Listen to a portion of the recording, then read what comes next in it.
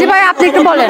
বুঝছো, এখন যে তোমরা যদি তোমাদের দবা যদি মেনে না নেয় বা না করে, তাহলে আমাদের কলেজে সবাই রেডি আছে, সবাই আসবে। আমরা চিনি, আমরা যেহেতু ওখানে ছিলাম আমরা চিনি।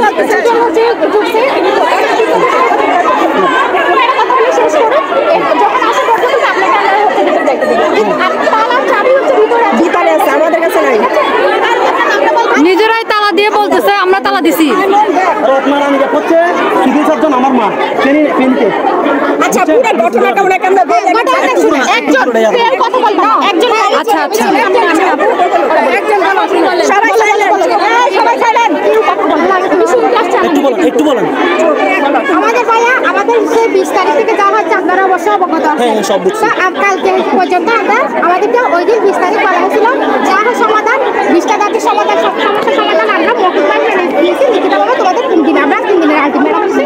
তখন আমাদেরকে এর মধ্যে জানানো হবে। একটা বিষয় এর মধ্যে প্রথম দাবিটা ছিল যে একটা ম্যামের পদত্যাগ। তো উনি এটা আমাদের 3টা ফ্যাকাল্টির মধ্যে 3 রকম ডিসিশন ছিল, সেজন্য উনি বিবেচনা করে সেটা জানানো হয়েছে 3 দিনের মধ্যে, মানে আগামী শনিবারের মধ্যে। তো এখন সেই হিসাবে আমাদেরকে বলা হয়েছে তার মধ্যে তোমরা ক্লাসে ফিরে যাবা। আমাদের পরের দিন থেকে শান্তভাবে ক্লাসে ফিরে গেছি, ইভেন ক্লাসও করছি। যে আমরা যেহেতু যৌক্তিক দাবিগুলো নিয়ে গেছি, সেহেতু আমাদের ডিপার্টমেন্টের আমাদের ফ্যাকাল্টি টিচার আমাদের সাথে ছিল। তো আমাদের সাথে থাকার কারণে এখন ওনার বিরুদ্ধে ক্লেম আনতেছে যে উনি আমাদেরকে উস্কানি দিচ্ছে। তো এখন ওনারা যে বলতেছে উনি আমাদের উস্কানি দিচ্ছে, উনি আমাদের সাথে কেন আছে? উনি একটা ওখানে ইন্টারনাল সমস্যা নিয়ে ওনারা আমাদের উপর দোষটা পায়। এখন ওই ম্যামের পদত্যাগ আজকে সকালে 10টা থেকে নার্সিং এর যারা তোমরা আছে না করেছো ওরা চাইছে নার্সিং এর যারা একজন আমার ম্যামের পদত্যাগ চাইছে।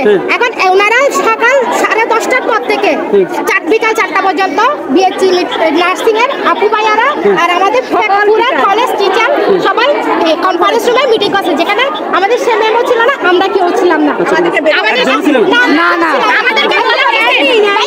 আমাদেরকে বলা হয়েছে বলো আমরা সবাই ক্লাসে ছিলাম, আমরা ওনারা ঢুকতেছে দেখে আমরা একটু ভিডিও করছি যে সবাই কেন ঢুকতেছে।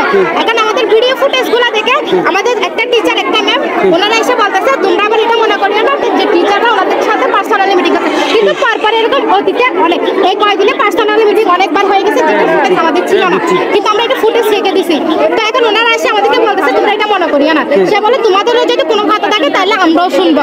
তাও ওনাদেরটা শুনে তো ওনাদেরটা শেষ করতে করতে বিকাল 4টা বাজার পর 4টা বাজে আমাদের কাছে একটা নোটিশ আসে, আমাদের ডিপার্টমেন্ট সুপার ওনাকে ট্রান্সফার হয়ে গেছে। মানে তোমাদেরকে না বললো না বলে জানি না আমাদের ডিজিএনএমে কল করেছে জোর করে। এক মিনিট না, আমাদের সবাইকে বলা হয়েছে যে তোমরা 2টা বাজে বলা হয়েছে যে তোমরা সবাই চলে যাও, আমরা যে শনিবার এটা নিয়ে বসে কোনো সমাধান দিব। কিন্তু আমরা বিকালে যখন দেখি 4টা বাজে যে ওনারা এখনো কলেজে, আমরা বাসা থেকে দেখতেছি অনেকে যায় এবং ম্যাডামের ট্রান্সফার ওনারা এখানে এখন ওখানে হয়ে গেছে। আমরা ম্যাডামের কোনো ট্রান্সফার চাই, ম্যাডামকে চাই।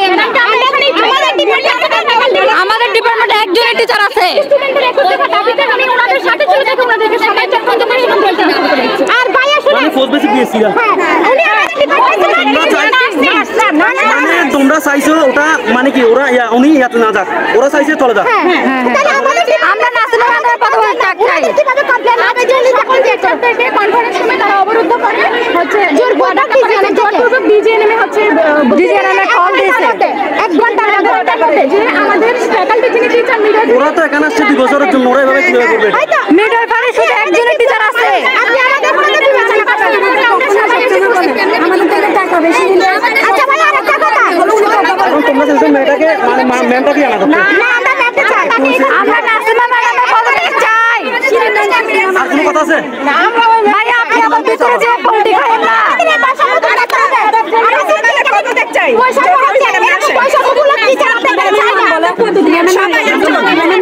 ম্যাডামের নাম শিরিন আক্তার চাই না, কিন্তু আমরা নাসিমা ম্যাডামের চাই।